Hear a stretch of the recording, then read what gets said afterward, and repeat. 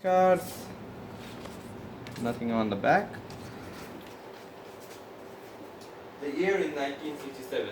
There is a small crowd gathered outside a bar located in the center of a black neighborhood.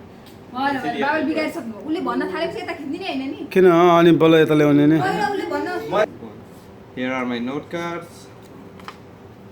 Nothing on the back. The year is 1967. There's a small crowd gathered outside an unlicensed bar located in the center of a black neighborhood in the city of Detroit. As the police vans and cruisers are arresting the patrons of the bar, the tension in the air is palpable. In the midst of all of this, a small brick goes flying through the rear window of a police cruiser.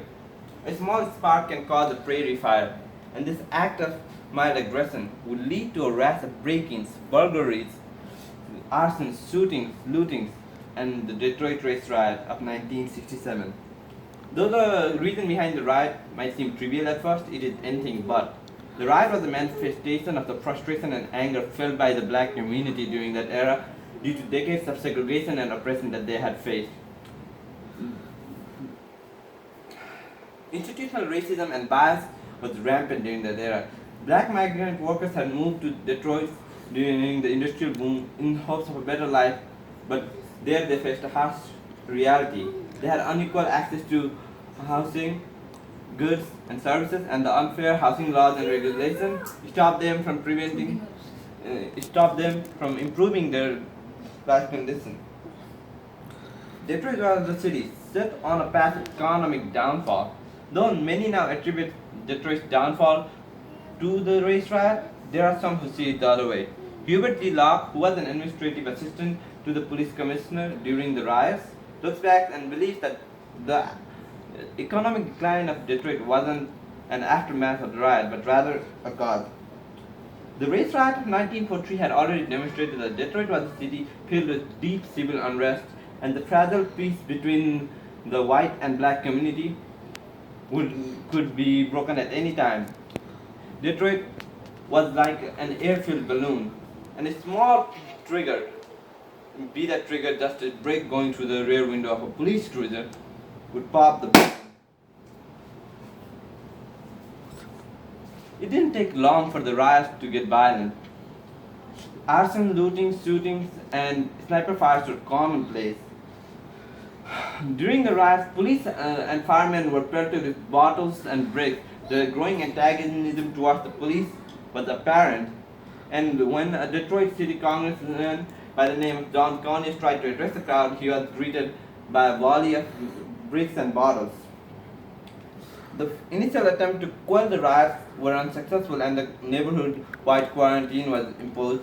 Additional forces were called to try and maintain the peace, but not an hour into the curfew, a 16-year-old African-American boy became the first gunshot victim, and many more looters would be shot throughout the night.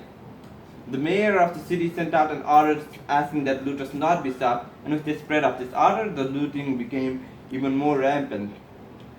The majorly white police department of the Detroit wasn't free of blame either. Ike McKinnon, who was one of the few black police officers during that era, talks about the time during the riot when he was coming back home from work, still in his police uniform, when he was stopped by two white policemen.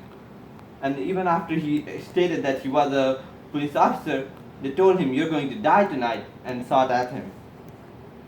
The theft of firearm and weaponry turned Detroit into an urban war zone, and it took federal state troops, Michigan troops, and the National Guards to finally calm the situation down in Detroit after 5 days on July 27th.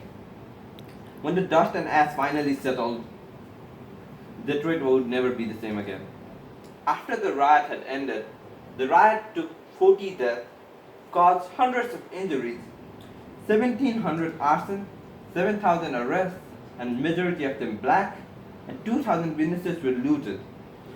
The city suffered a total of $30 million in property damage, and the face of Detroit was changed forever. After the riot, the population decreased rapidly. The flight from Detroit increased to 40,000, and majority of the white population had moved out.